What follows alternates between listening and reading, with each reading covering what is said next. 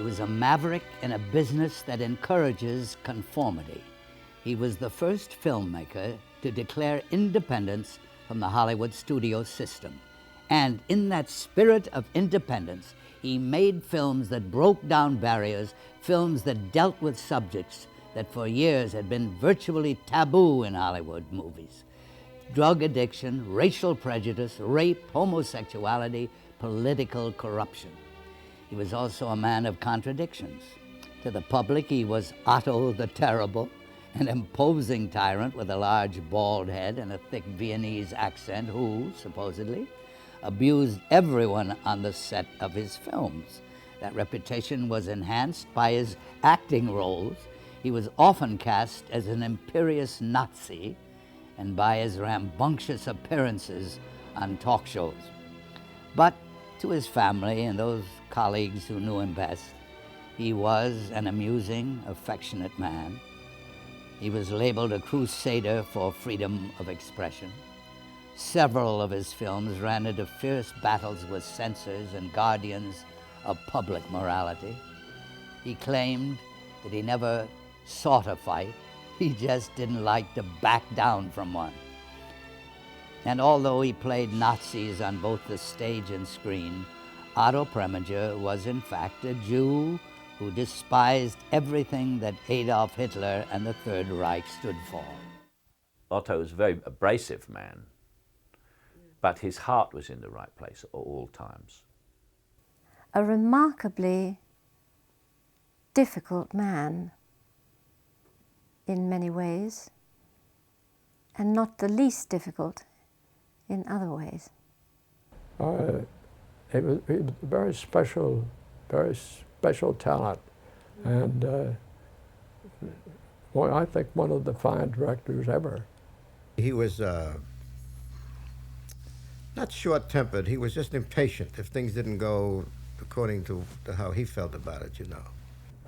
He was the only man I knew who could go from a subsonic, inaudible sound to a supersonic, inaudible scream in 7 seconds. I'm Burgess Meredith. Now, Otto Preminger's film career spanned nearly 50 years, from film noir thrillers to musicals, from gritty social drama to light romantic comedy. And some of his films, like Laura and The Man with the Golden Arm, as we shall see, reflect the intelligence and insight of a master filmmaker. You could say that Otto Preminger's career began here in the National Library of Vienna. And Otto was born in Vienna on December the 5th, 1905, and his father, Marcus, was a prominent attorney, so Otto began spending his days here reading books and plays. And soon he had a new ambition. He wanted to become an actor. And he saw his chance when the legendary producer and director Max Reinhardt came to Vienna in 1923. Reinhardt soon took young Preminger under his wing as his assistant. And on the night of January the 20th, 1931, the curtain went up on Otto Preminger's first major stage production here, a courtroom drama named Personal Inquiry. And Otto would later say, I'm attracted to courtroom dramas, possibly because I spent so much of my youth fascinated by the trials that my father conducted. And several of his films would contain trial scenes, and possibly, I think his best film, Anatomy of a Murder, is one of the greatest courtroom dramas ever filmed. Otto's debut as a stage director was a success. Otto, he was a man in demand, and in 1931, he was even asked to direct a film. It was called Die große Liebe, The Great Love, and it was a sentimental story of an elderly woman's devotion to a young man she thinks is her son. And it showed the style of the time and had some amusing moments, although it was a film that Otto preferred to forget.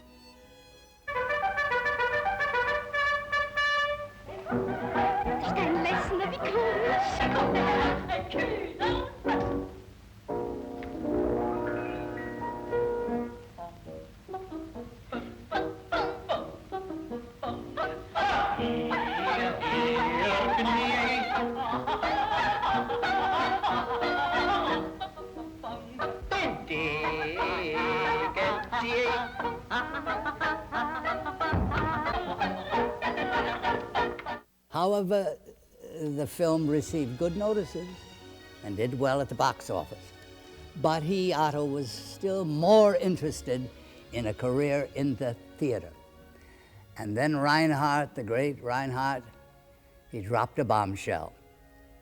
The 1932-33 season at the Der Josefstadt would be his, Reinhardt's, last, and he was picking Otto Preminger to replace him as artistic director.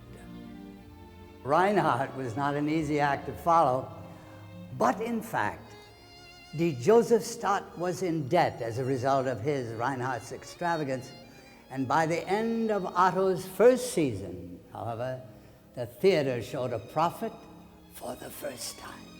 In 1935, Joseph Schenck, who was chairman of Hollywood's newest movie studio, the great 20th Century Fox, he was in Vienna to visit a friend when he heard about this acclaimed young director named Otto Preminger.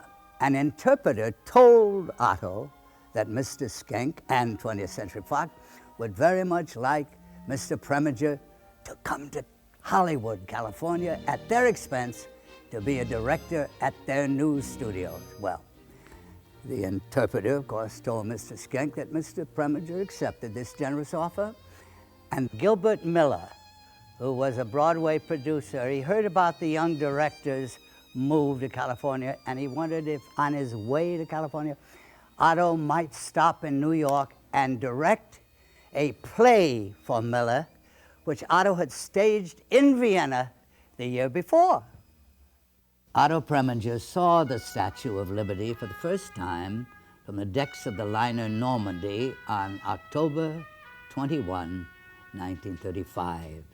He would later call this date his second birthday, the beginning of a new phase of his life as he arrived in New York Harbor. He said that he came over on a ship in 1935, and he was 28 years old, and that he didn't really know much. You know, he had his passport and his money and whatever, and he got off the ship, and he walked across Manhattan. Now, you figure the Hudson someplace, he's down there in the 40s. He walked across Manhattan to 21, and I guess he sent his luggage on, wherever, I don't know. I don't know how he did that. All I know is he claims he got off the boat and walked across Manhattan and sat down and had lunch at 21. That's the way he began in New York. Introduced himself, hello, I am Otto Preminger. And that's so Otto, you can see him. Now that tells you something about his background. I mean, that he knew that was just fine, and it didn't occur to him he wouldn't get a table at 21 and introduce himself and move on. I think he was kind of to the manner born and had that attitude about it. Otto's first New York play, Libel, opened on December 20th, 1935, and it was an instant hit. At 20th Century Fox, Darryl Zanuck liked Otto's first picture called Under Your Spell, and he promoted Otto to the A picture unit to do Danger, Love at Work. But it wasn't long before Otto and Zanuck had a major fight, which degenerated into a shouting match. By the time Otto left Zanuck's office, his days at 20th Century Fox were numbered. Although he still had a contract, Zanuck put the word out that Otto was blackballed. And when his contract terminated in 1937, Otto returned to the New York stage to direct Outward Bound. When he took Outward Bound, which is a strange, very dated play about, you know, people who are dead and they get on a ship and they pass over into the other world. But the one thing that we had, the reason the play was done at all, because it had been a big success years ago with Leslie Howard, the reason it was done at all was to bring back the lady who most American actors and actresses think is the greatest that we ever had, Lorette Taylor. And Otto and Lorette got along famously. And so we all, it was an all-star cast, so-called. We all really, well, I have to back it up by saying that Lorette had been drunk for 20 years since her husband had died. She went on what she called the longest wake in history. And she'd had a terrible time and never had done a thing, and yet everybody was waiting for this comeback, you know, and 20 years is a long time to wait. And she was wonderful. Nobody ever left her alone. Otto would go and pick her up at her apartment and bring her to the theater. I'd walk her home. You know, it was one of those things where we nurtured this great talent, and it worked. And it was an enormous success. It ran longer than the original play. And Otto's care for Lorette was something really quite extraordinary to see. It's difficult, I think, for a director, particularly difficult for him because he hadn't had any American theater experience at all. So he was coming from movies, but he hadn't even done very many movies at that point. But it was a question of his care for her as an actress and his concern for all of us. He was a wonderful director because it really was an all-star cast and very, very good. And then Mrs. Roosevelt saw it and loved it and invited us down to be the first play ever to play for the March of Dimes. Otto's next play, Margin for Error, presented him with a challenge. Just before opening night, a German actor playing the villainous Nazi diplomat decided to return to Germany. So Otto, the director, also became Otto the actor, and the show went on. It was another hit for Otto the actor, and this time he drew rave reviews for his double role. Preminger's performance pleased and impressed Nunnally Johnson, a top producer at 20th, and he asked Otto to play a similar part in a film thriller called The Pied Piper. The problem was, could Otto return? Would he be allowed to return to the Fox lot? Because Zanuck was out of town filming World War II documentaries, William Getz, who ran the studio in Zanuck's absence, he okayed the casting and Otto came back. Next, Otto was asked to reprise his Nazi role in the film version of Margin for Error. This time, however, Otto put his foot down. Either he directed the film or he would not appear in it. The studio gave in, and when they saw his work, they signed him to a 7-year contract. Otto was back in Hollywood, but so was Darrell F. Zanuck. One day he summoned Otto to his beach house, and the story goes that Zanuck was seated, but he never got up, and with his back turned to Otto, he said, "I see you're working on a few things, and I don't think much of them, except one, Laura. I've read it, isn't bad. You can produce it, but as long as I am here at Fox, you will never direct. Goodbye." I came out under contract to Fox, and I think Otto was under contract to Fox at the same time. I think he wasn't just freelancing. And we were delighted to see each other because we'd had a wonderful experience, and I'd liked him very much. I never saw the side of Otto in that play that was the tough Otto of a later time. And Otto was producing Laura. He was not directing it, as you know.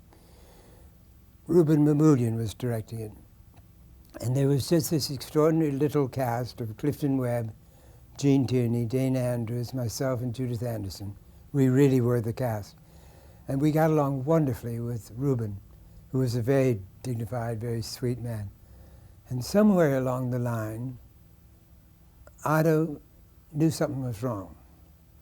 And it's kind of a fun story because it is one of the great films ever made. And in my opinion, it's one of the 50 films of all time. everything was just too lovey-dovey. We all adored each other. We loved the cameraman, we loved Reuben, we loved each other. And about 6 weeks into the shooting, we got a call one day saying, next Sunday, get ready and study up because you're going right back to the first scene and reshoot everything, which we did. And we really didn't quite understand it. It all seemed to be very much the same thing. But Otto had an idea, and he was right. Underneath this group of people, who I've always described as the upper scum of New York City, of New York society, they all on the surface are darling and sweet and charming and clever and bright, but underneath they're evil. And I asked Otto one time, after the film was out and was a huge success, I said, how did you know? And he said, well, you know, Mahmoodian's a nice man, isn't he, Vincent? And I said, yes, he is a nice man. He said, I'm not. Most of my friends are these kind of people. And I think it was true. Otto was very given to this sort of society group of people who basically are really kind of evil people underneath. As they're being exposed in our time now, you see this. But he gave the film a suspense that I don't think it would have had. It certainly wouldn't have had it in Vera's Casperi's very good story, but the dialogue wasn't that good, or the characterizations weren't that good. That's what Otto gave it, and it came off like gangbusters, really did. And then the score. After viewing the reshot footage, both Zanuck and Preminger were dissatisfied, and Zanuck asked Preminger's advice. Turning to Preminger, he said, Monday you can start directing Laura from scratch. There was a little concern amongst the cast, but we all thought it was an awfully good picture and we wanted to be in it. Casts are concerned, but they aren't that concerned when the producer suddenly steps down or up into the director's position. Otto was assigned a young composer named David Ratskin, who wanted to use George Gershwin's Summertime as the film's musical theme, but they couldn't get the rights to the song. So Ratskin decided to use a theme he himself had composed, a piece of movie music that has become nearly as famous as its set.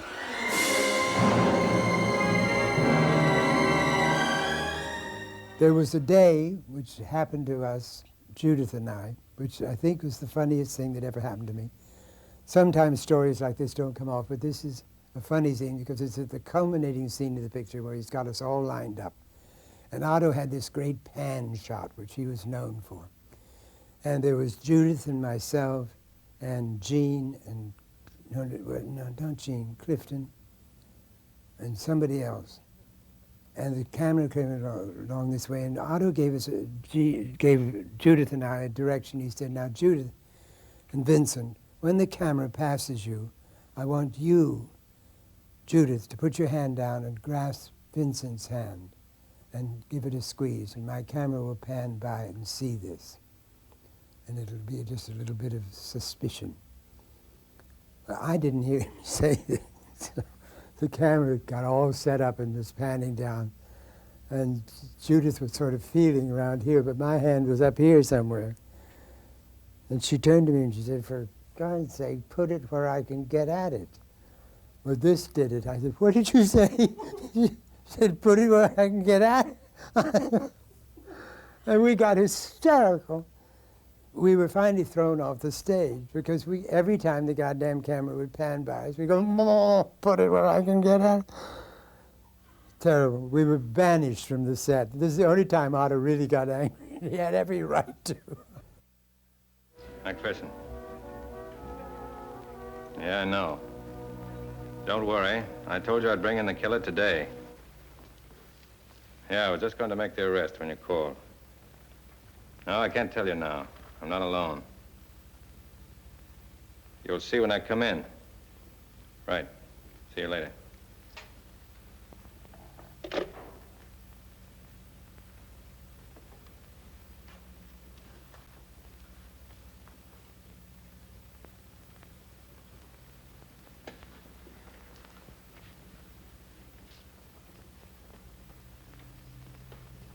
All right, let's go.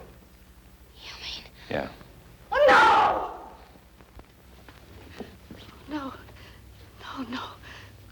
Miss Hunt. Please.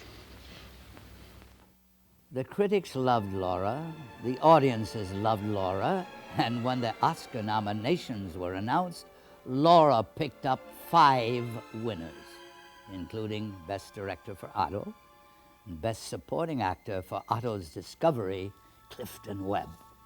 Preminger thus became one of the top directors of 20th Century Fox, and over the next 8 years, he would direct 12 films for them. He described this period of his career as life in the sausage factory.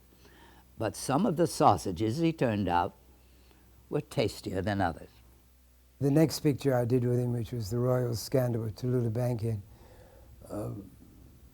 really should have been directed by Lubitsch. It was Lubitsch's picture. It was his concept and everything. And then he had a heart attack and they wouldn't let him direct it, so he produced it, but he had to sit on the stage and listen to somebody else direct his picture, which must have made it terribly difficult on Otto, because Lubitsch and Otto had nothing in common at all. Lubitsch, I think, was the most brilliant comedy director in the business, and that wasn't Otto's forte. Forever Amber was Otto's first encounter with censorship. The Catholic Church had condemned Amber for its portrayal of the heroine's many love affairs. Unfortunately, Preminger had no support from Fox and the film was altered. But after such hit films as Daisy Kenyon, Where the Sidewalk Ends, and Whirlpool, in 1952, Otto became the first independent producer as we know them today. He could not have picked a better time to make the move. The studio's power began to weaken, and television was crippling theatrical audiences. Preminger decided to film a play he'd produced, called The Moon is Blue. It was a frothy comedy about a virtuous young woman pursued by 2 lecherous male friends, and it starred David Niven, William Holden, and Maggie McNamara. Are you one of those dedicated, intense girls who simply must be an actress? No, I don't think so. I'd just as soon get married, I think. Who am I kidding? I'm just dying to get married. It's not going to be easy, though, because I'm choosy. The kind of men I want don't grow on trees. Do they prowl the lobby of the Empire State Building picking up girls? Don't worry, you're not the type I'm looking for at all. No? No. You look forlorn and kind of helpless trying to fix your silly old button. I did want to talk to you, but you're much too young. Have you ever been married? No. When I get married, I want a nice middle-aged man with gobs of dough. Preferably one who's been married before and had a simply lousy time. Can I have 5 kids for all I care? It doesn't sound very romantic. Oh, pooh, romance is for Bobby Soxes. I'd much rather have a man appreciate me than drool over me. Do you think I have a tendency to drool? Yes. I think you're probably quite demonstrative. But I think that's swell. I'm very affectionate myself. Show me. Was Cynthia affectionate? You ask too many questions. Come on. Well, I was counsel to the Motion Picture Association, called the Hayes Office at that time. And they had a very strict code. People like the old Skouras, Spiro Skouras, and others felt that it was the duty of the motion picture industry not to have any pornographic or obscene words or scenes. They were very strict. The shadow of a woman's dress at her chest must not be there, and so on. It was exceedingly moral, quote, moral. And Otto had made a picture called The Moon is Blue, and in it, he had the word virgin. I think that was you can imagine that being offensive in today's standard, but it was then that you said virgin, you implied everything. And so the Motion Picture Association, which had to pass every picture or make corrections of things that might be offensive, turned it down because of the word virgin. And of course, if they turned down the picture, no theater would play it because then the public would know they're violating the code. Well, you don't expect me to go to the Start Club with a button missing, do you? Yes, but I'm... It's perfectly all right. We'll have a drink first, and then we'll find a needle, and then you can sew my button on before we go. Bachelors don't have needles. Oh, I'm an unusual bachelor. You won't mind coming up, will you? I'm not so sure. Would you try to seduce me? I don't know. Probably. Why? Why? A girl wants to know. A girl's supposed to be intuitive about those things. You just don't go around bluntly asking questions like that. I do. I always do. And what happens if they say yes, they're going to try to seduce you? I generally believe them, and then I'm out one dinner. And if they say their intentions are honorable? I generally believe them. But you get fooled sometimes. I hate men like that. I mean, after all, there are lots of girls who don't mind being seduced. Why pick on those who do? Okay. I won't make a single pass at you. You believe me? Yes. Yes, I do. You're nice. I like you. I could be lying. That's true. Are you? The finished film was refused a certificate and was cited for its, quote, unacceptably light attitude towards seduction, illicit sex, chastity, and virginity.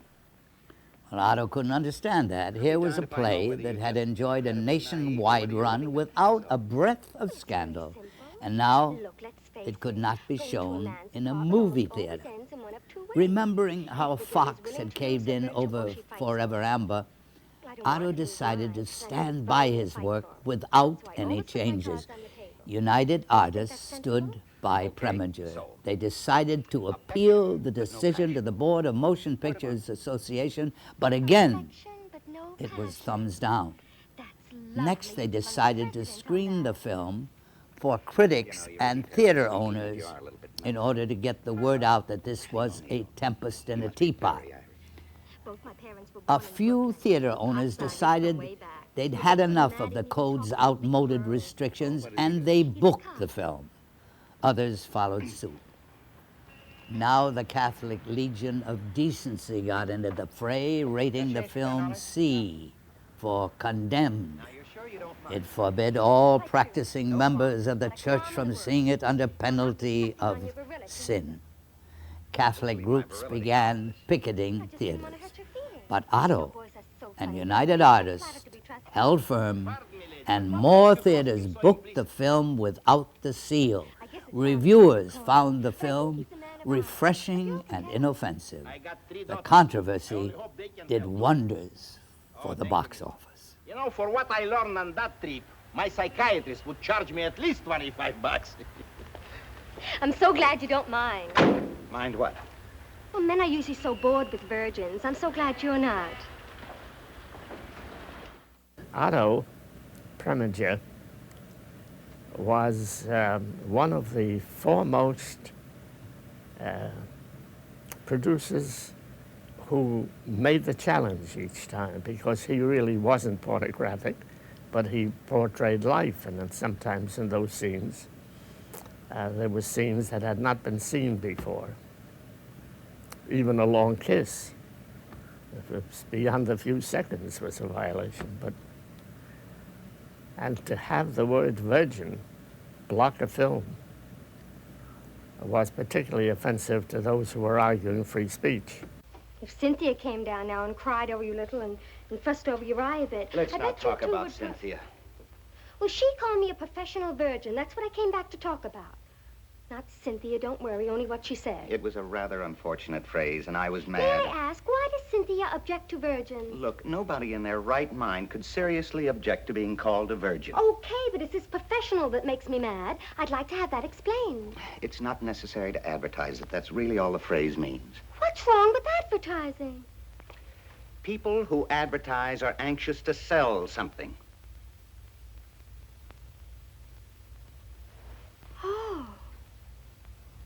I see what you mean. Otto was a leader in a very decent way for the freeing of artworks from the old restraints and restrictions. And he has not been given enough credit for that. He put up a fight each time. He didn't take it, and he was pure enough in his fight so as not to be a pornographer who wanted to get a license. There were such too, but he was not. He was really making wonderful pictures. The sex scenes were incidental and not too aggressive at all, not too offensive. But in those days, you had to make a fight for free speech to get those scenes in. So that was the development in the motion picture industry for which much is owed to Otto Preminger.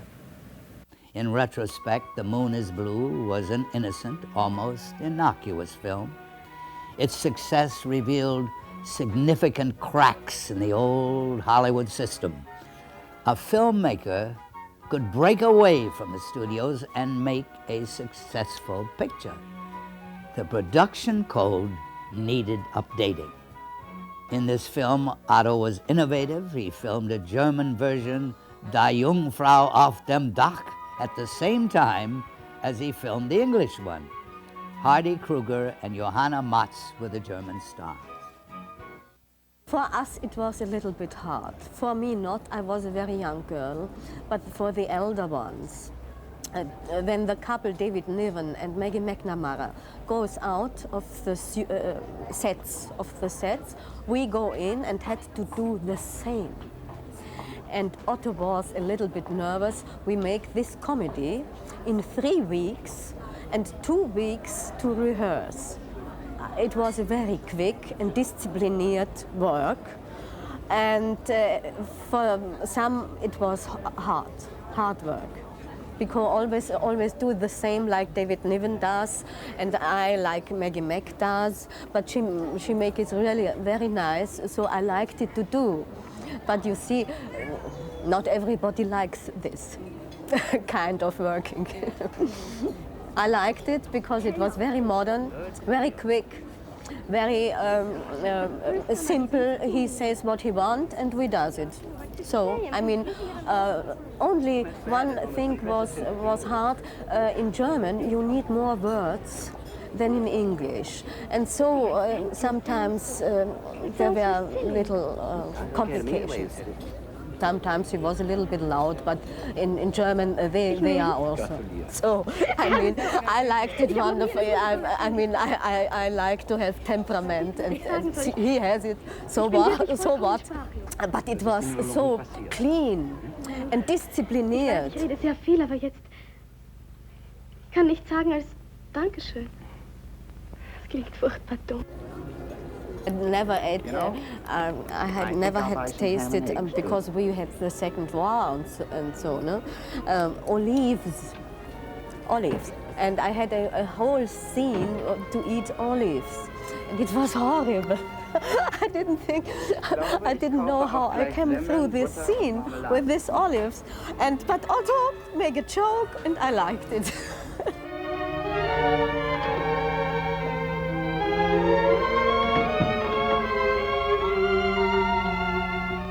The controversy over The Moon is Blue brought Otto fame. Fame in those days was rare for a film director. The public had a new image of Otto Preminger as an outspoken, fearless filmmaker willing to take on Hollywood censors and the Catholic Church. But there was another face to Otto's public image, nurtured by his appearance in Stalag 17, which was released at the same time as The Moon is Blue. Stalag, which also starred William Holden, was about life in a prisoner of war camp run by a sadistic Nazi commandant, played with fervor by Otto Preminger. He accepted the role as a favor to the film's director, fellow Austrian Billy Wilder. Guten Morgen, Sergeants. Nasty weather we are having, eh? And I so much hoped we could give you a white Christmas, just like the ones you used to know. And those the words that clever little man wrote, you know, the one who stole his name from our capital, that something or other Berlin. The film was a success. Holden won an Oscar for his performance, and Otto, once again, was established in the public eye as a cruel, dictatorial man. It was an image he enjoyed and denied, but could never shake. He was associated with it all his life. In the case of Batman, he really wasn't terribly interested in it, but William Dozier, the producer, asked him, and Mark, his son, Otto's son, who was then very young, so much wanted Otto to play the part of Mr. Freeze that Otto agreed. And as Otto said, he got perhaps more fame from that than he did from many other works. He returned to Fox to make his final film there, River of No Return, with Fox's newest stars, Marilyn Monroe and Robert Mitchum. When he'd finished, Otto bought out his contract, sold his house in Los Angeles, moved back to New York, thus declaring his independence from Hollywood in more ways than one. For the rest of his career, Otto challenged the system. He picked themes which had never been tackled, ideas that were unspoken, films that were daring and perhaps embarrassing. He decided to take chances. He would gamble, and sometimes he won, sometimes not, but he remained a pioneer, often the first to tackle subjects which others would follow, and at which time Otto had moved on to something else, all the while leaving impressions, making scars on some and stars of others. He and his films created controversy, and The Man with the Golden Arm was no exception.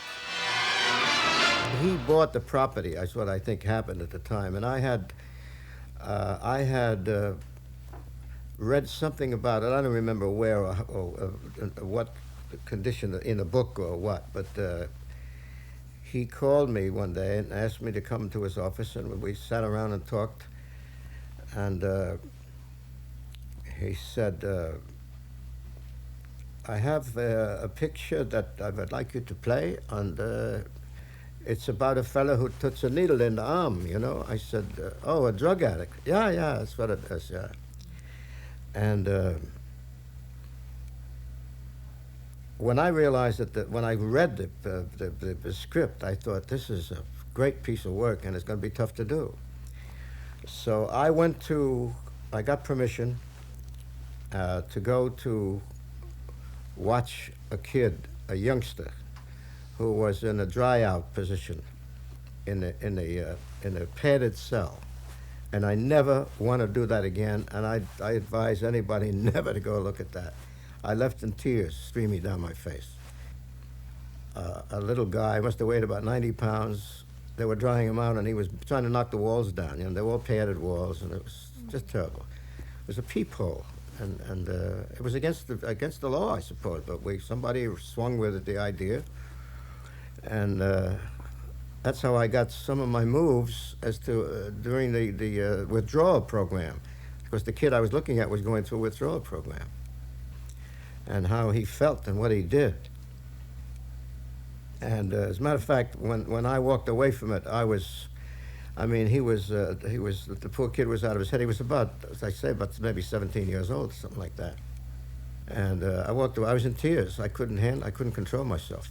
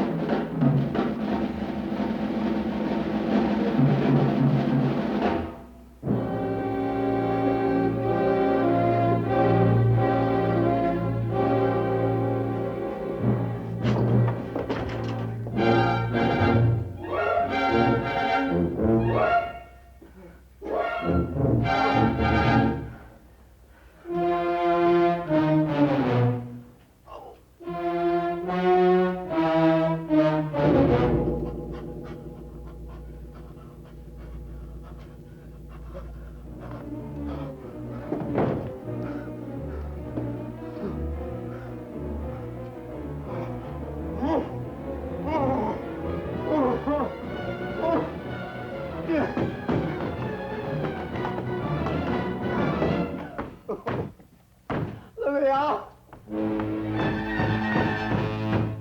Oh!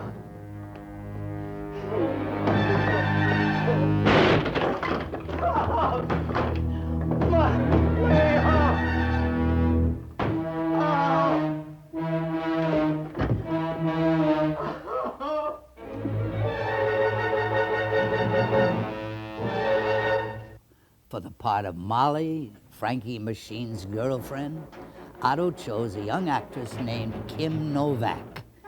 And this role turned out to be her breakthrough. Standing any longer. Look, just a little Please longer. help me. Keep me warm.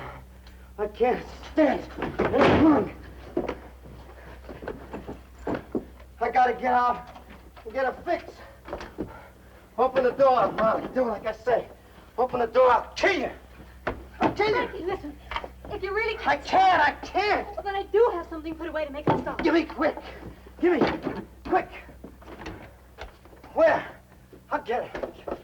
Get it. Molly! Molly! Molly, open the door. Let me out. Out, out. Out, out, out. Molly, open the door. Please, Molly. Molly. Molly.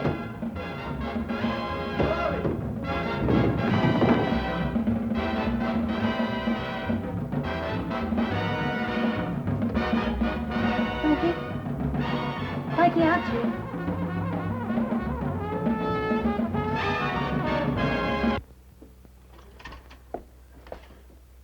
Frankie, answer me. Are you all right? Don't think you can fool me into opening this door, because I'm not going to. Are you all right, Frankie? Please answer me.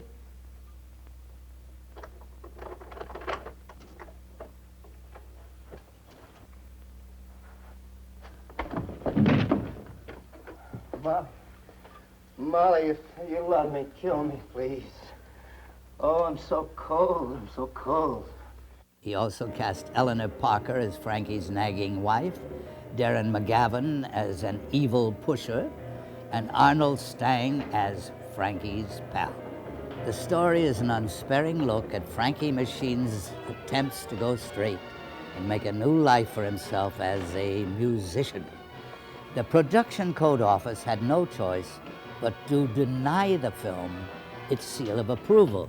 United Artists, which backed the film, resigned in protest from the Motion Picture Association. This time, however, the Catholic Church refused to condemn the film.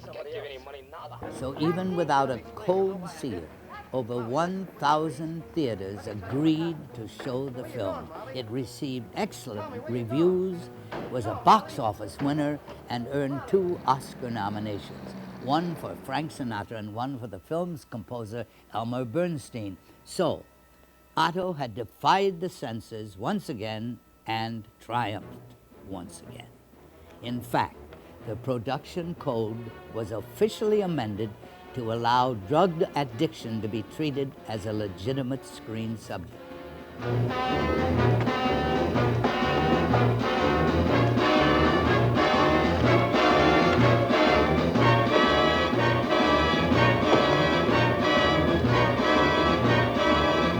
On top of that, Otto hired a graphic artist, relatively new to Hollywood, to create the titles and the publicity campaign. The artist's name was Saul Bass. It was the beginning of a long association between Saul and Otto. The thing that was singular about what happened with Man with the Golden Arm and a number of other things we did was the notion of making a commitment to one central idea. The notion that it was possible in a totally reductive way to say, this is what the film is about, and develop an evocative visual configuration and image that would express that notion and express it in a sufficiently seductive and perhaps metaphorical or a provocative way that would cause a large enough number of people to say, hey, I'm interested in this film and I want to see it. So when I came up with the thing for the Man with the Golden Arm, you know, the idea of committing the whole thing to that funny arm, that crooked arm, and say, hey, that's the story of the dope addict and that's a distorted. That's a metaphor for the distorted life of the addict, and that this would be the basis for for a response and create a level of interest for the film. That was a pretty odd notion. By the time the film opened in New York, the utilization of the basic symbol for the campaign had been so widely disseminated and had apparently had such an effect that when it opened in New York, the marquee on the theater carried only the arm and no words. It didn't carry the words, and that was the way the film opened in New York. So it had achieved, quite an extraordinary currency. And also the whole notion of what happened in the title area was very interesting, because that all came about, in another curious way. At one point, having created that symbol for the campaign, we were sitting around one day and talking about what to do, et cetera, and we looked at each other and said, gee, why not put that at the head of the film and make it, make that part of the film and use it as part of the title. So the idea of animating it and making it move and doing all of those things was, had considerable power. And what happened, as you know, as a result of that, is that, we wound up, in a sense, reinventing the title. Of course, for me, personally, it was an extraordinary thing, because it really was my first experience in actual working with film, and it was the beginning of my work as a filmmaker as well as a graphic designer. And of course I went on to do every title for Otto on every film that he made, as well as others in the industry. Since the days in Vienna, Otto had been attracted to St. Joan, George Bernard Shaw's play about the 15th century peasant girl who led French troops into battle against the British and was burned at the stake for heresy. Otto decided to produce his film in England, where he could call on some of the finest acting talent in the world. But for his Joan, he wanted someone unknown, a new face. He picked Jean Seberg. Since I read Bernard Shaw's St. John many, many years ago, it was my dream to film it. And when this dream neared its realization, and I had to make a decision about casting the leading part, I decided to find a new, young, unknown actress for it. I started a worldwide search, which met with equally worldwide skepticism. Good morning. Good morning. What's your name? My name is Jean Seberg, Where were you born? in Marshalltown, Iowa, When? November 13th, 1938. That makes you what age? 17 and 11 months. And 11 months, almost 18. Mm-hmm. And do you want to be an actress? Very badly. Otto surrounded his new discovery with fine talent. Novelist Graham Greene was hired to adapt the play, the supporting cast including Richard Widmark and the great John Gielgud. There was much publicity for the film, especially when Jean Seberg was nearly burned at the stake for real. I was extremely close to the actual filming of St. Joan. I was at the studio at Shepperton every day of the shooting, and including the day that Jean actually was accidentally burned at the stake, and she got an enormous amount of publicity for that. The actual incident was, for me, a horrifying experience. I had hired every extra in London. He wanted thousands in the crowd, and I got them. And I don't think any other studio that needed extras that day could have gotten anyone, because they were all there, and they were all screaming, burn her, and they dragged her through the crowd. And for me, it was terrifying. It was so real. Film is so real. And they manacled her to the stake, and suddenly there was an explosion. It was when they actually lit the fire, there was an explosion, and a ball of fire flew into Jean's face. And I remember being horrified, because this still photographer kept taking pictures, and that was my first realization of photographic journalism. I couldn't believe that with Jean, who was our mate, including the still photographer at the time, that he had the presence of mind to do really what he had to do, but it was terrifying, and we really had no idea how badly she was hurt, and they did not have breakaway chains. She actually was chained there, so it must have been even more terrifying for Jean. It actually turned out to be not a serious incident, but the moment that it happened, it was terrifying. I was high on scaffolding, very high up in the scaffolding, over the crowd, watching the whole incident, and there was nothing you could do. Otto's gamble did not pay off. The film got Otto the first really nasty reviews of his entire career. Otto put the blame on himself, but he had no regrets. He was not a man who looked back, and if he did, it was seldom with sorrow. We can't always be successful, he pointed out to a reporter, not even great directors. Otto had signed Jean Seberg to an exclusive contract, so he decided to try her in a contemporary story called Bonjour Tristesse. It was the story of a teenager trying to break up her widowed father's romance with a family friend. Filmed on location on the French Riviera, the cast featured David Niven and Deborah Carr opposite Miss Seberg. Well, I first met him when he was about to make Bonjour Tristesse, the François Sagan novel about the south of France. I've always been I'm keen to work with somebody new, you know, or somebody I haven't worked with, because I've done quite a lot of movies and I've worked with a lot of the same directors, and it's always always a challenge, and particularly in Otto's case, I think. But he was an extraordinary man, because he really was like two sides of a coin. You could be or he'd ask you to lunch or ask you to dinner, and they're more charming, witty, amusing, very bright. And then turn about, go to work. And at work, he was another person. I never had much trouble with him. I think we just sort of hit it off. But I know that one or two people, my fellow actors and actresses, didn't enjoy working with him. But I got on very well with him. I only once had to go to him and beg him, and that was when he was absolutely ranting and raving at poor little Jean Seberg. And, I couldn't stand it. So I said, Otto, please, do you have to shout at that poor girl like that? She seems to be taking it all right, but I'm not. I cannot work with this kind of atmosphere. I just can't. I'm terribly sorry. And immediately, that disarming smile, and it was all forgotten. We never had another crossword. And I've always rather liked scenes where nobody's talking for a change. They're always more powerful, I think. I don't say anything, but it was about this awful realization that he was unfaithful. And she hears it and turns off and runs, and that's when she drives her car over the cliff. You weren't curious, you were greedy. Why were you ready to marry her? Oh, with a woman like Anne, you have to say things like that. You know it. Raymond.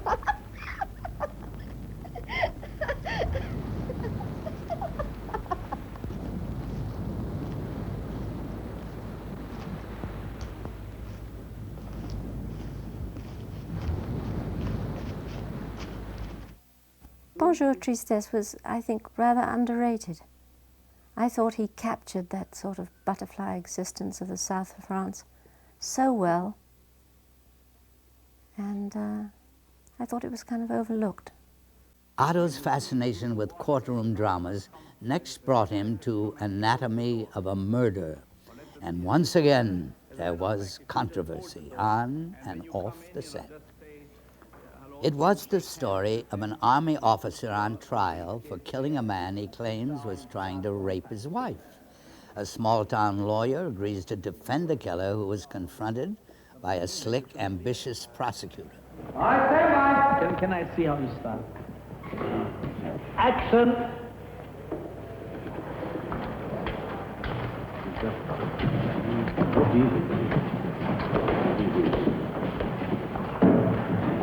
I went to New York and met Otto. At that time, he was living in an apartment across the street, I believe, from the Russian consulate. And the occasion was Anatomy of a Murder, a novel. It was an enormous bestseller. It was turned on a trial, and the trial turned on rape. And one of the problems with the piece was there didn't seem to be any way to do it unless you used the medical terms. Well, in those years, the medical terms were taboo. So I saw Otto. I had met Otto before because I'd been an actor and I'd been interviewed by Otto a number of times, but he didn't remember me at all, you know. Well, anyway, I told him about my misgivings about trying to do Anatomy of a Murder, and I said, I don't see how I can write this unless I can use the words that are necessary. And Otto said, Bendel, you write it, I'll shoot it. Well, you know, I'd heard that before. Well, the fact is, I did write it the way I said I was going to, and he did shoot it that way. And then he came up against the censorship board. Well, the censorship board at that time was almost impossible. But since the terms were all medical terms, Otto fought for them and threatened, as a matter of fact, to release the picture without any kind of a recommendation from the board at all. So he made only one compromise, and he called me on the telephone and he said, oh, Otto always called me when he wanted to change the script, which was an interesting thing in the Hollywood life. And he said, we have to change the word penetration to violation. He said, that's the only thing I gave on. Anatomy was the second picture I made, and I was on Broadway. I think. No, wait a minute. Yes, I was. Doing something, but I can't remember what it was. And Otto had seen me, I think, yeah. Anyway, he sent me the script. And he wanted me to play the bartender, which was a nice little part. And I, of course, was a relatively unknown actor, obviously. Except I was known in New York. Anyway, I read the script and said, wow, there's this dazzling joker who comes in, the attorney from Lansing named Dancer, and you got a name like Dancer and you're from Lansing, I mean, how can you lose, you know? It was a terrific, showy part, in other words. So I went in to see him. Otto, as you know, was a very imposing man, very intimidating man. And he said, well, what, do you want to play this part? What? I said, no. Why not? I said, I'm going to play this other part. Oh. Okay. Just like that. Never thought a few seconds. I was stunned. And that's the way, that was the kind of fellow he was. He was very, he could make a decision, at least I found out that he was a decisive personality. Flamboyant, very colorful man, and very sweet-natured man in many ways. Very gentle man in many ways, although he'd have these enormous tirades and that were so famous about him, you know, where he'd turn purple and the back of his head would get orange, and, you know, it was frightening to see him like that, because you thought surely he was going to drop dead in front of your eye. But I don't know how much of that was for effect, how much of it was his acting training. I have no idea. But everybody, I think everybody liked the script. They liked Wendell May's script. And they loved the idea of Jimmy Stewart, you know, working with Jim. The idea of working with Jimmy was so wonderful with me. And we did so many things in the courtroom. I was chained to the courtroom. I didn't work anywhere else. And I was weeks and weeks in that courtroom. No, I just thought the experience of working with Jimmy Stewart is the memorable thing to me. Now, Mr. Dancer, you asked for the recess. What's your problem? There was a little suggestion I wanted to make, Your Honor. By all means. Since the defense plea is insanity, the prosecution has retained a psychiatrist. Under the statute, we have the right to petition for a mental examination of the defendant by our own doctor. Are you familiar with that statute, Mr. Bigler? Moderately. I think it would only delay things to file a formal petition, so why don't we just get together and sort of informally agree to ask His Honor for an adjournment, only a day or so, and then our doctor can visit with the defendant. I think it would save everyone a great deal of time, don't you, Mr. Bigelow? Yes, I'm sure it will. Good. But suppose you just go ahead and file that formal petition anyway. Of course, you're a little late, aren't you? Well, maybe His Honor will overlook that. And then I'd sort of like the jury to see that you think our insanity plea has some merit. There really won't be any need for our doctor to examine your client. Naturally, I was only following the usual procedure. Well, naturally, I'm all for it. Well, do you wish to file the petition or not, Mr. Dancer? Yes, Your Honor. That won't be necessary. Oh, that's right. It won't be necessary at all. Skirmish over. Shall we join now on the field of battle? I just was fascinated by the whole thing, and it was really,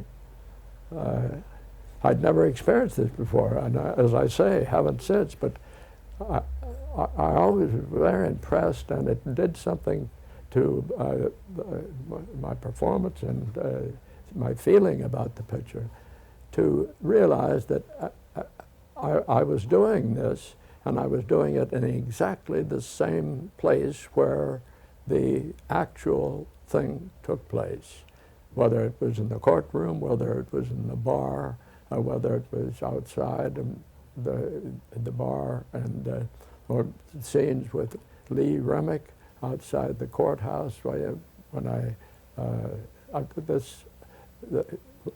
I would think, and it kept coming back to me, when I would think that we're doing something that actually has been done before, only this is for real in this same location and with the same people saying a lot of the same things that the original real people did. It was a very special occasion, and all of this, I think, was was one of the things brought about by Otto Preminger, which I think was a wonderful thing. Lee Remick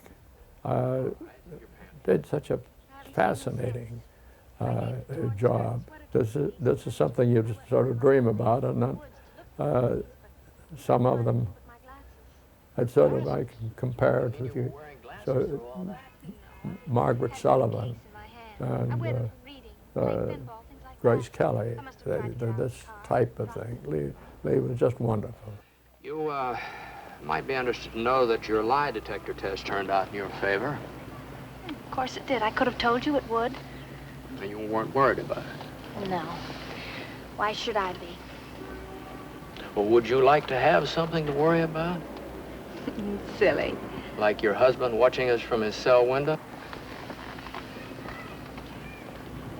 All right. All right, let's have it.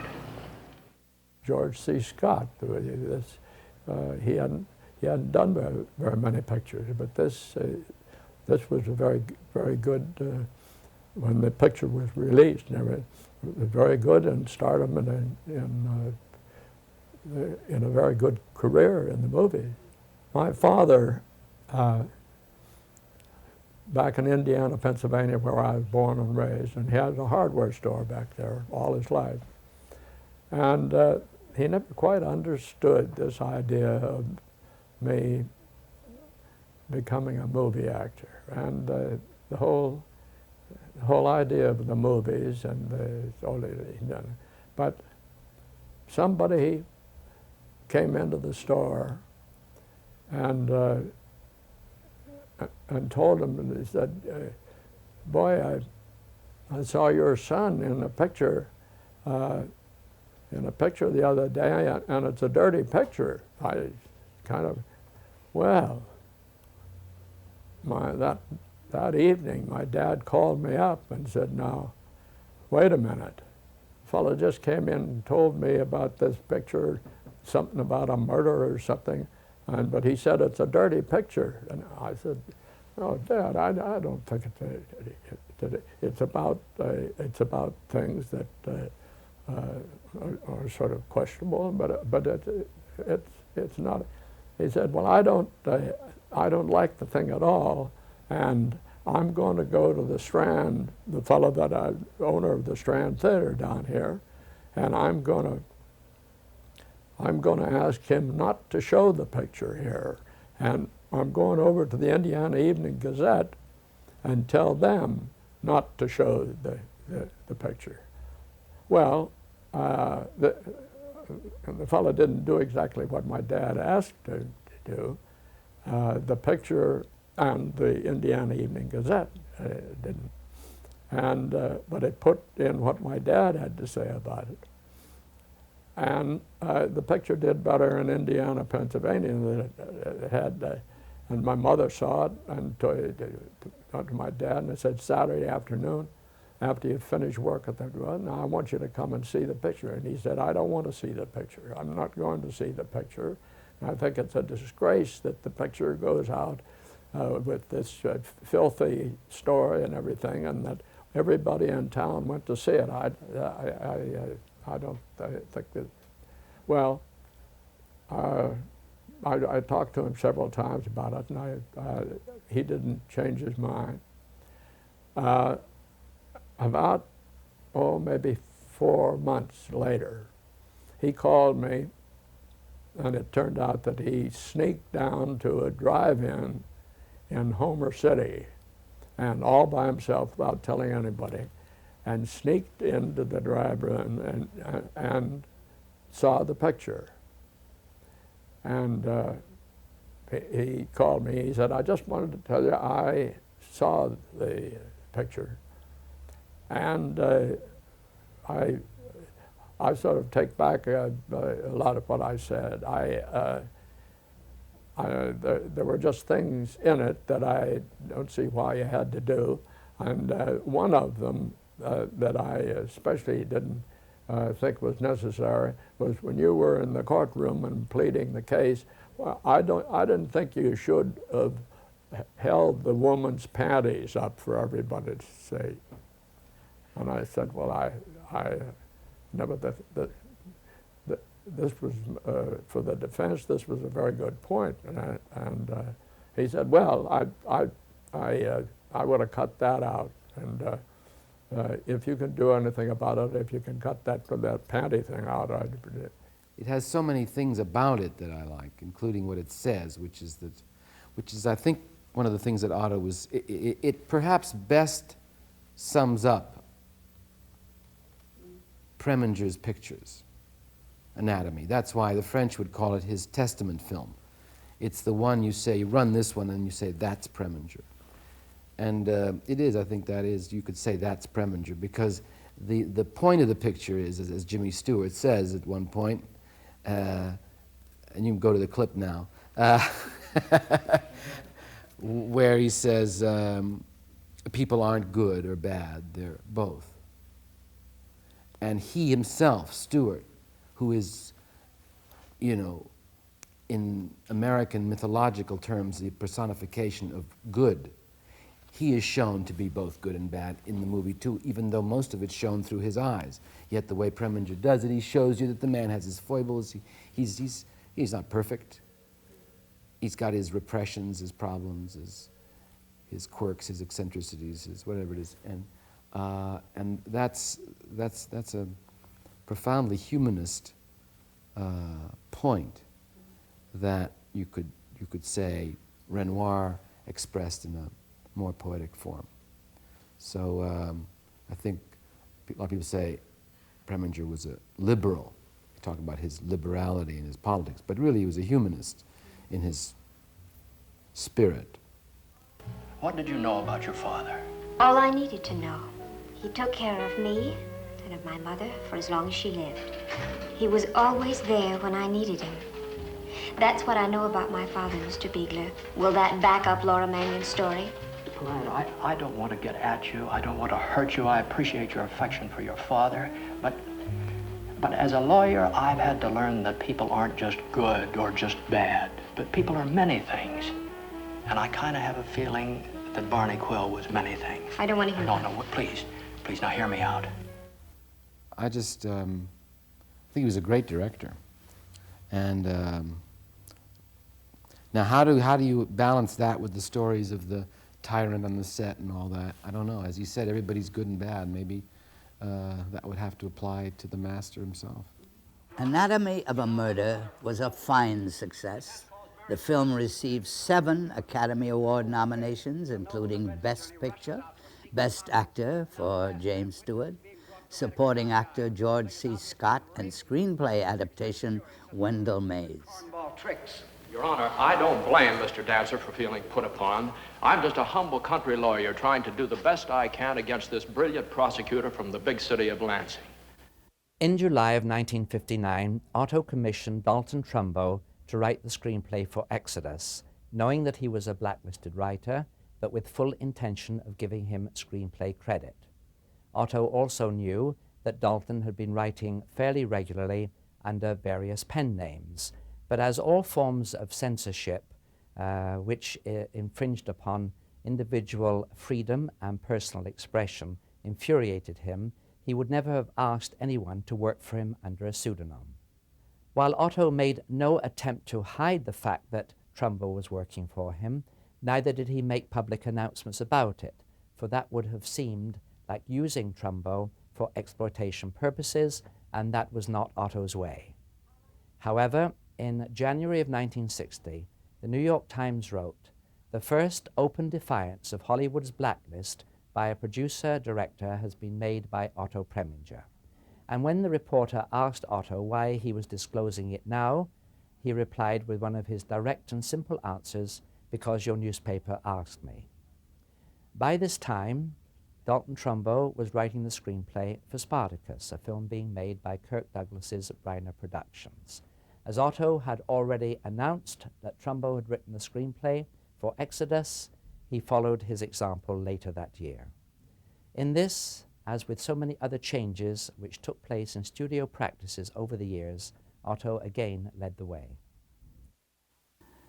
Washington did not escape the watchful eye of Otto with its games of power and politics.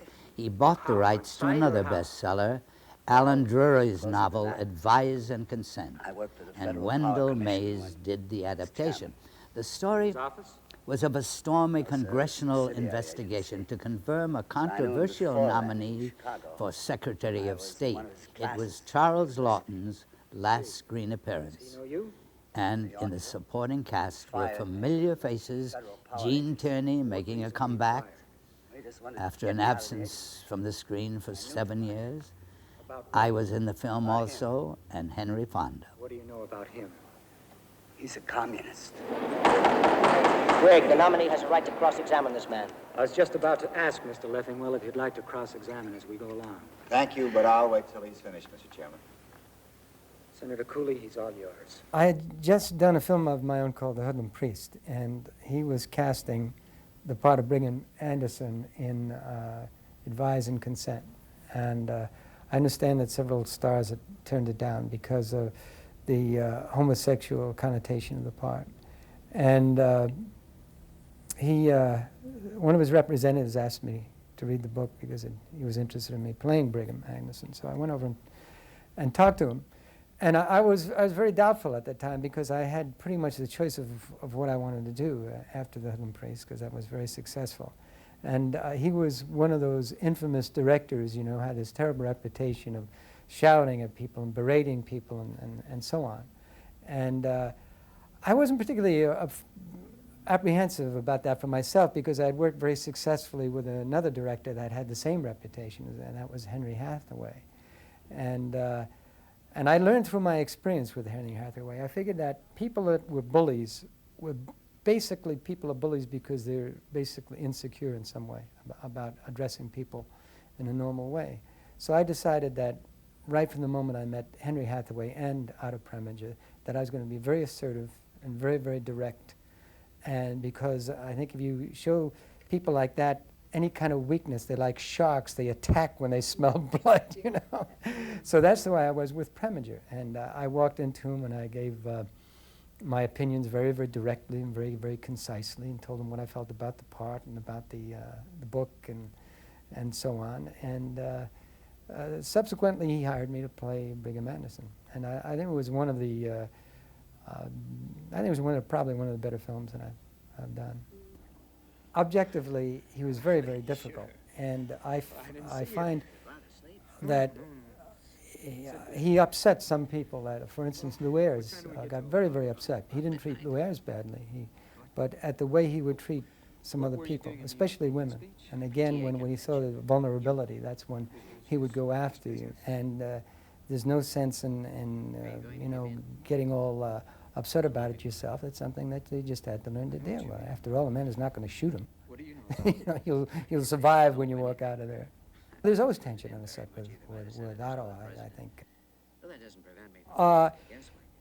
It can work to the good in the sense that the kind of tension that Preminger created was a kind of wondering what he's going to be doing next. It was particularly by the crew and whoever he happened to be picking on. And that creates your attention. I mean, you get very, very focused in a set, an excited set like that. On the other hand, I think that he could have gotten even some better work out of some people if he had not been browbeating him so much, because I don't think everybody reacts well to that. I find that, to me, as I said, I was quite detached, but he never attacked me, except for one time. It was very funny.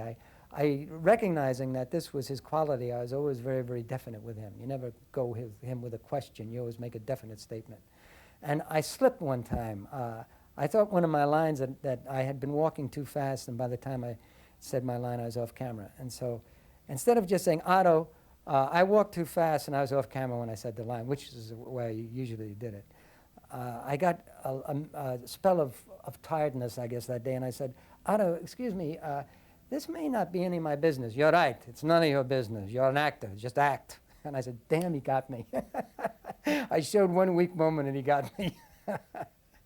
Charles Lawton was just a delight. He was a very, very funny man. I mean, he was one of these fellows that he was very, very serious about his work, you know, and I think rather intense when he was actually acting, but between takes and waiting for things to set up, he had a great sense of humor, and he would joke all the time. I remember one thing, right before a take, he really had me laughing because they said something about an angle to him, and he said, oh, he says, no matter how you photograph me, I still look like an elephant's ass, so what's the difference? Devious, powerful man. Hardeman Fletcher took a plane to Europe this afternoon. Mission for the president. I'm going to make a study of world currency problems. You know that? Well, it'll be in the papers tomorrow morning. Where do you come into this, Steve? Well, let's just say you got a friend. Powerful, devious friend. I think Advise and Consent is by far the best political movie ever made in this country. When you see it the right way, it builds a tremendous power. And the character, Franchitone's performance is by far his greatest performance in his career. In fact, all the scenes between him and the vice president, all that business, Walter Pidgeon has never been better. It's a great picture. Van Ackerman's behind it. What I don't know is he alone in it. If he is alone in it, it becomes a Senate matter for the Senate to handle in its own way. And if Van Ackerman isn't alone?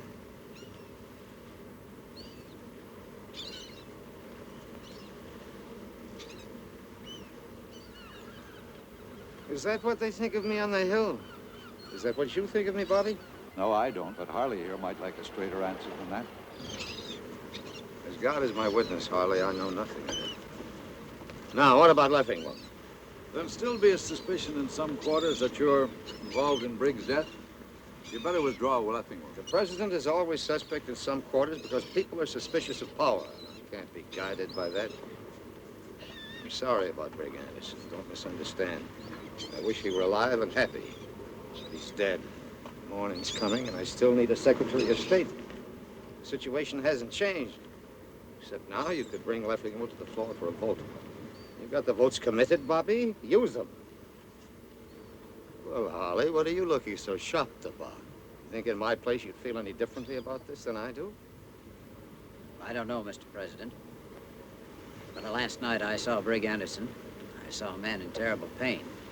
I wonder if Leffingwell or any one man is worth all of this. It was Edward R. Murrow, too, who, of all people, sort of expressed his reservations about films like this going abroad and creating an unfavorable portrayal of the United States.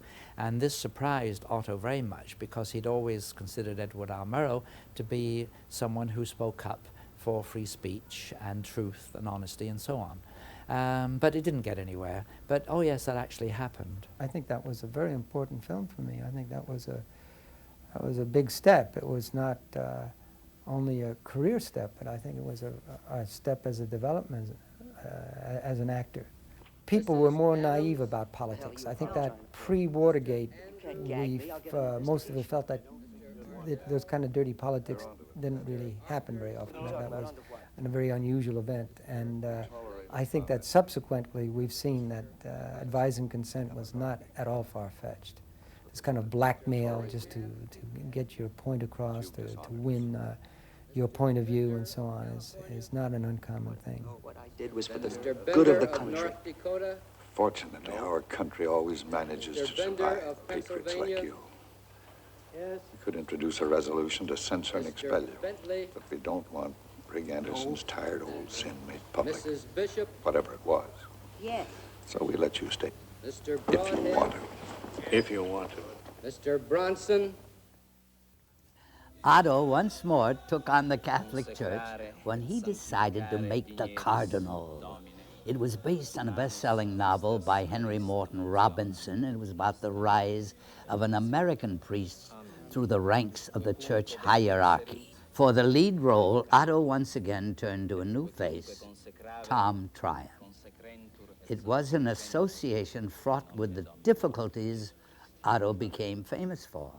I can remember sitting with this man and finding him charming and erudite, intelligent, and there was some sort of response there. And later on, he reminded me of that time. And then when the whole business of the Cardinal came up and I was testing for it, everybody said, "Oh, Tryon, you're really in the soup now, you're going to regret this." And it was a very coveted part. Every actor in town wanted it. I said, "No, you don't understand." I said, I have a rapport with Otto and we're going to get on just fine. Because during the test, I never saw him like that again, but he would come to me and he'd say, "Now, Tom, I want you to," and he would pull things out of me. And it was all very quiet. He never raised his voice on the set that day, not only just with me, but with the girls, Carol Lindley and the other girls who were testing. Anybody who was testing, it was all very laid back and low-keyed. I got the part. In The Cardinal, I was there, but Tom had the major part. Tom had the, Tryon had the burden of it, and my part was very good. Otto was a cineast, and I think that he saw the end result before it was actually filmed, which most people who really know cinema do. And he would lose his temper in the execution of it. So if he could tell you what he wanted done, but he needed it done instantly. And if you couldn't translate that instantly, he had no in-between. He would go from very charming to Mount Vesuvius. And Mount Vesuvius, from what I could see, was basically inability to execute his ideas. And if you couldn't execute his ideas instantaneously, that would create tension. He took me, he said, "You are the actor I want in this part." And then he just destroyed me. We went to Boston, and we were in Boston for 6 weeks. He never stopped screaming. It was unending. Then we got on a plane and we went to Vienna. He screamed his way through Vienna. Then we went to Rome. He screamed his way through Rome. We came back to Hollywood, and he was still screaming. And by that time, I think he had developed a really severe antipathy toward me. The only fun I ever had on The Cardinal was a scene I did with Romy.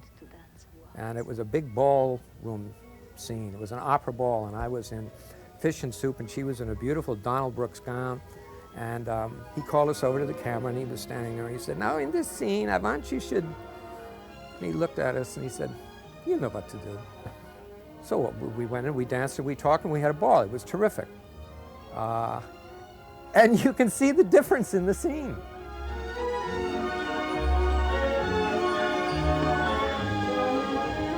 I was chosen by him to play a part in The Cardinal.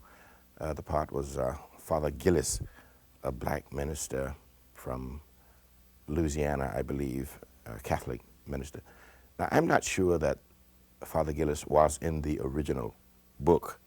I think this is one of the contributions that Otto made to the work, and Otto was famous for making contributions when he thought it was necessary. But I certainly knew the stories, you know, of this explosive man, this violent, volcanic man with a tremendous temper who had such an effect on actors in particular, sometimes a deleterious effect. So I knew very well from his reputation that this was going to be one of the more interesting incidents in my life. And it so happened that it was. But it didn't disturb me. It didn't bother me at all. Somehow, something about Otto had struck me in that first interview. And there's something about him that's immensely likable. And I knew that this was a man that I liked. And we had a marvelous relationship. You know, during the filming, I met actors whom Otto liked. I met actors that had no relationship, no feelings one way or the other, and I met actors who were almost absolutely destroyed. They really, almost literally, were in panic because of Otto Preminger. Otto Preminger. Die Begegnung mit Otto Preminger war einer der Höhepunkte meiner Karriere beim Film. The encounter with Otto Preminger was one of the highlights of my film career, and therefore also of my career at the theater. He was a great director, but also very strict. I had to play the role of Cardinal Innitzer, but at the same time, I was employed at the Volkstheater. He was very strict and very hard, and a great artist, and only with a certain seriousness can you reach those heights. I'm a survivor, and I have survived other debacles, but the worst in my life was Otto Preminger. And you know, if I had been some arrogant bastard and misbehaving on a set and needed chastisement, that would have been one thing. But I'm a very agreeable guy, and I don't make waves, and I never did. Very seldom did I show temperament on a set, and certainly never on his set. Otto seemed to me was always looking for a spark in whomever he met, and he never stopped looking. I mean, whether you had the spark or not, didn't matter. He's going to find it and even put it in you. You know, he would pull aside whoever you were, your identity, your persona, and move that nonsense and give me some fire, give me something. And evidently, what I had as a performer, as a person, satisfied Otto's need for that spark. I'm much happier doing what I'm doing now. What I do today, relatively few people can do. And I don't think really I would have achieved the measure of success in acting that I have with my books. When Oscar nominations were announced, there was more good news. The first time since Laura, Otto was nominated for Best Director, and his latest acting discovery, John Huston, picked up a supporting actor nomination as well. Now or ever.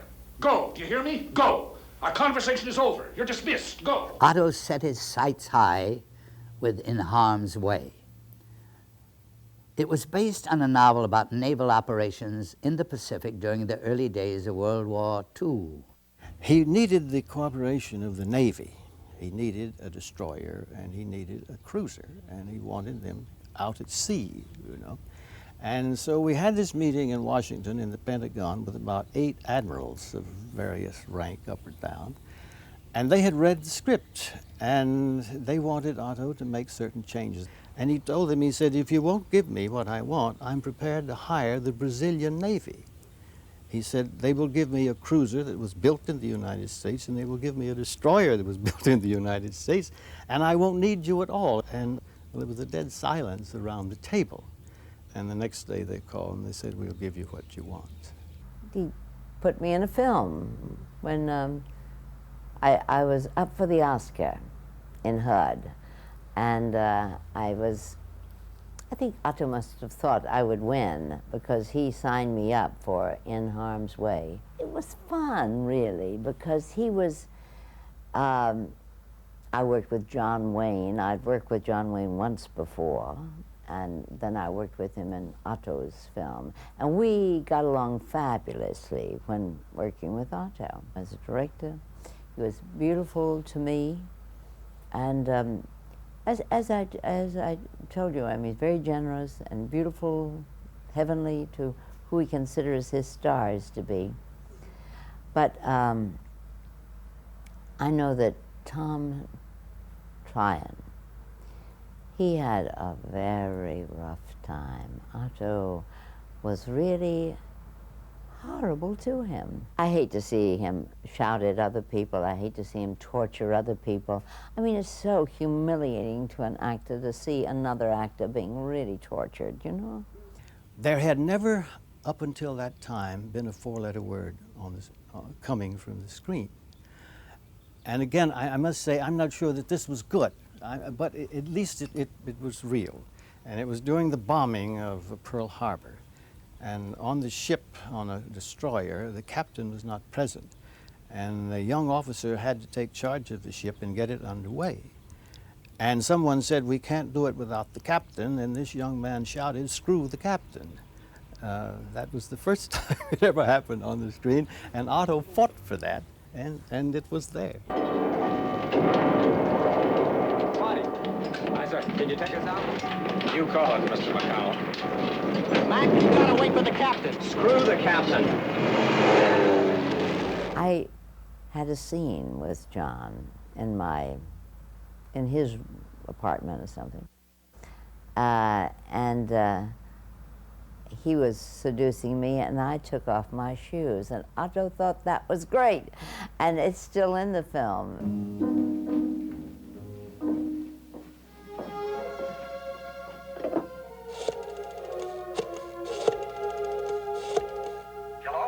Commander Powell.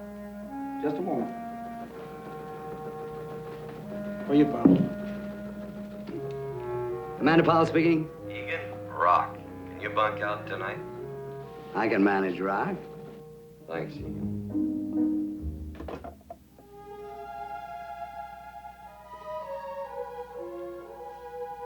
Maggie? Yes, Rock?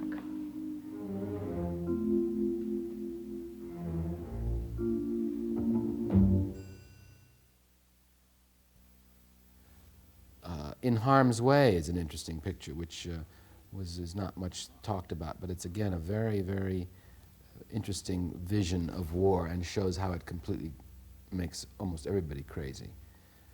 It either kills or maims or destroys in other ways. It wasn't just me. I mean, I'm notorious. My case with Preminger is a notorious case. The stories about how they had to tie my hands down to the furniture and blah, blah, blah. But we are legion. The man was a volcano of creative talent who didn't hesitate to do with actors what the sculptor does with stone. You know, what he saw and what he wanted, he was determined to get, even at the expense of your comfort, your health, or whatever. To me, the greatest achievement of a director would be anonymity. If the hand that directs all important elements of the film could be so light, so subtle, that it would not be noticed, this I would consider the triumph of direction. Otto shot a thriller, Bunny Lake is Missing, casting a mix of younger players, Carol Lindley and Keir Dullea, with veteran performers Laurence Olivier and Noel Coward. It was a story of an American mother whose child is kidnapped in London. Otto gave me Bunny Lake is Missing, which was a fantastic part in the movie that is now a cult classic. A chance to work with Olivier and Noel Coward, and Martina Hunt, Finlay Curry, a host of others. Larry didn't like a lot of noise, and in the beginning of the movie, Larry had told Otto he didn't like a lot of noise. And since a lot of my scenes were with Olivier, that meant that there wasn't a lot of noise, you know? So it was great. It was great. I can't remember a lot of screaming. On the Cardinal, obviously, there was a lot of screaming. Nobody else in the world, I think, could possibly have got together Noel Coward and Larry Olivier as he did. Bunny Lake is Missing. And of course that was marvellous, because Larry Olivier wanted to be told what to do. He was not difficult. Noel, of course, could send anybody up rotten, and did. And therefore it worked perfectly. There was no problems on that set at all, although everybody would come to me and say, "What's happening? Are they killing one another?" I would say, "No, it's perfectly normal. It's all right, you know." Give you an idea of his respect for actors, but real actors, with Noel Coward and Laurence Olivier. And Olivier was supposed to come through a door as the inspector or something. And Noel Coward was supposed to say, "I hear the sound of great stomping boots." And then in would walk Olivier. And Olivier would hear that voice, and apparently Noel Coward for years could break up Olivier as a young actor on stage and would just kill him all the time, just by looking at him. And now they had a history of this. And Olivier would come through the door, take a look at Noel Coward, open his mouth, and just fall apart. He could not keep a straight face. And once he finally would get it, you know, Noel Coward would either raise an eyebrow or say a line a bit differently, and Olivier would lose it again. And first Otto would get mad, then Otto would start to laugh, and talks about it with great humor, because he had such respect for both of them. Is that the patter of tiny feet, or the great thumping boots of a constable? Nothing yet, I'm afraid. Nothing definite. Oh, it will increase your melancholy. Who are you? Horatio Wilson. No autographs, but you may touch my garment. Andrews taking Mr. Wilson back to his flat, will he? Is this where we get police violence? Go with Andrews, please. I'm afraid you'll be disappointed. It was just a question of giving yourself over to him, which some people had a problem with. And also, Otto had a problem, there was no in-between. He was very charming, and then he was very dictatorial. And if you understood that, you could negotiate in between. Otto again faced controversy when he tackled a huge novel called Hurry Sundown. It's about race relations in the South. In the uncertain days after World War II, 20 years after the war, the South was in turmoil, this time over the civil rights movement. Marches, demonstrations, sit-ins, boycotts, and violence rocked the South and made international headlines. Like a general eager for battle, Otto led his troops deep into the heart of Dixie. He assembled an impressive interracial cast: Michael Caine, Jane Fonda, Diane Carroll, Robert Hooks, and a promising young actress named Faye Dunaway. The filming had, as one might expect, its moments.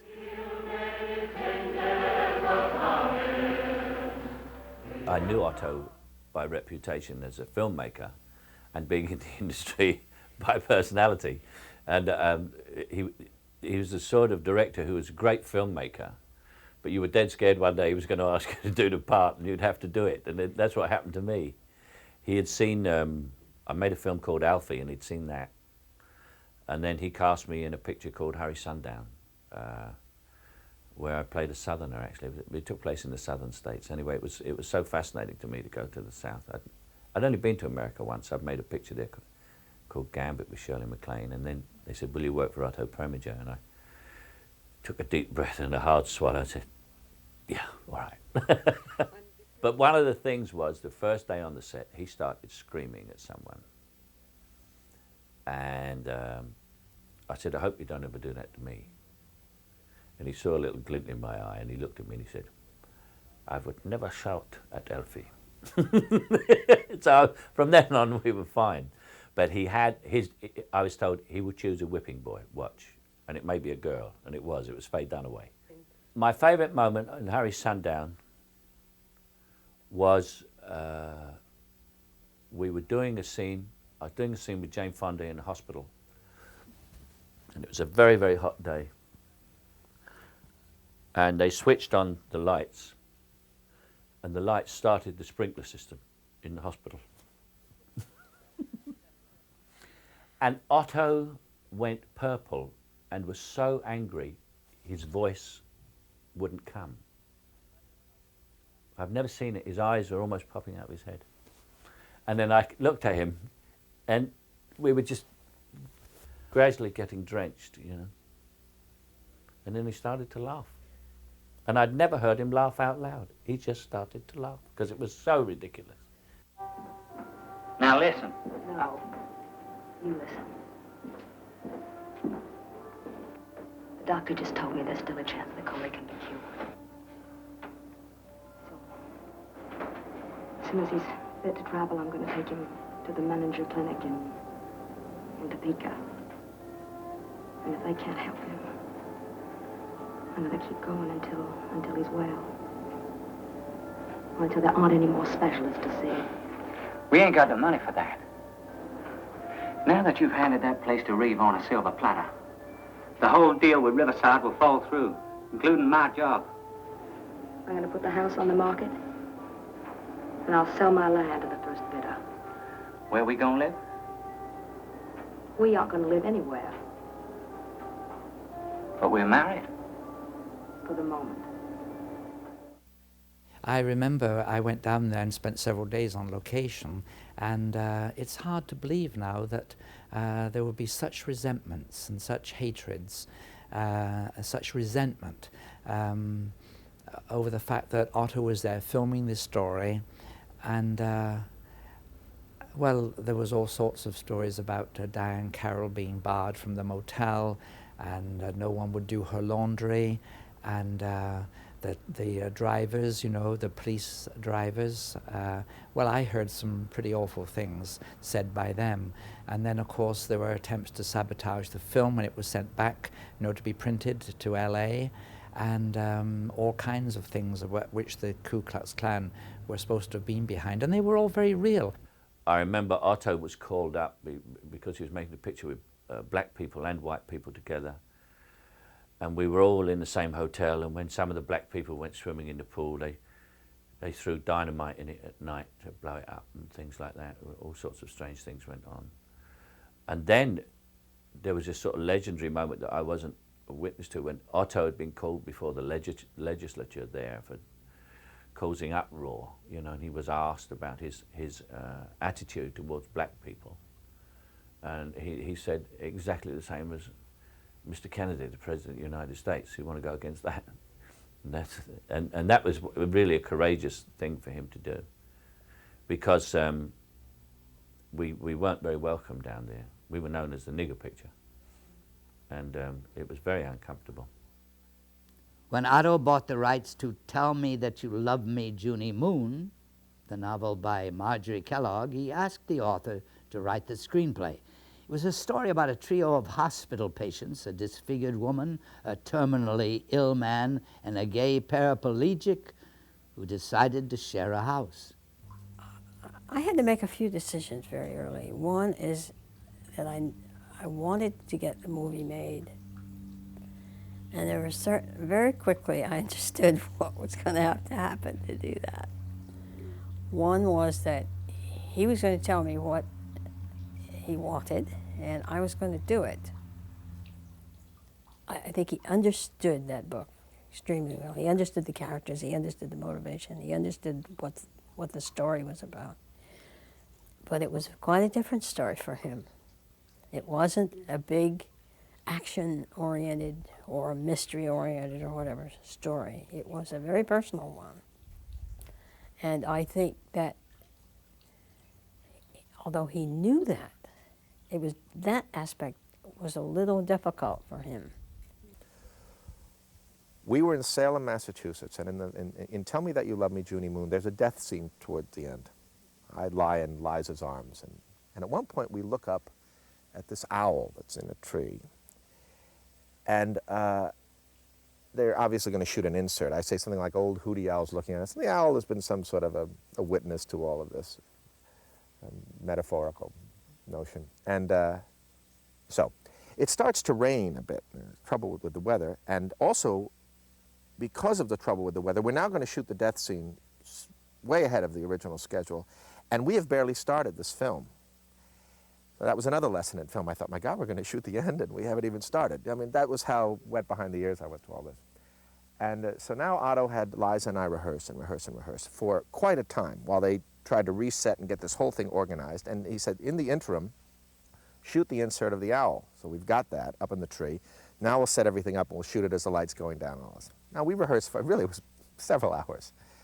And now we come back out, and there was a dog in the show also, and a few other things. So the dog wrangler, as they called him, and the pet shop lady who brought the owl, and the owl trainer, and the other, and people with whistles and tweeters and flags are crazy because they cannot get the owl to look down, which is this crucial, because I say it, or he thought it was crucial.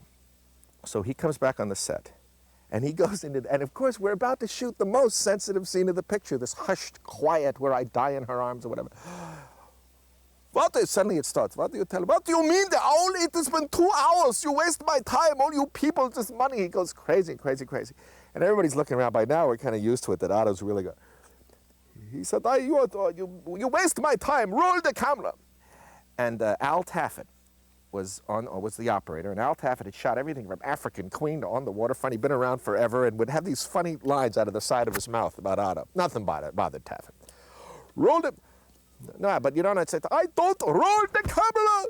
Roll them, speed, action.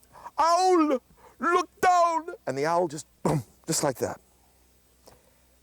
And he just waited, and it was raining and everything, and he said, cut, print. And Taffet just clipped it off and just fell right off the chair into the mud. Just lay there in the mud laughing, holding himself. And the place just roared. I mean, we just howled that Otto had managed this. And then we went on and we did this whole scene. So there was always a humor in this picture about Otto losing his mind and starting to scream at people. Did you feed the dog? Pork and beans. You're teasing.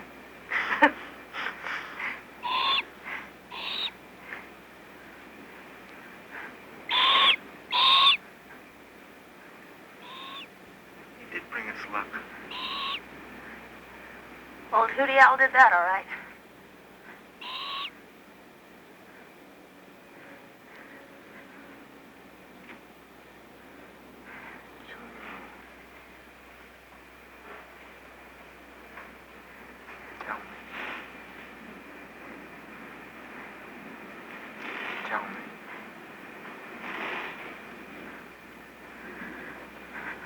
I love you. Oh, I love you.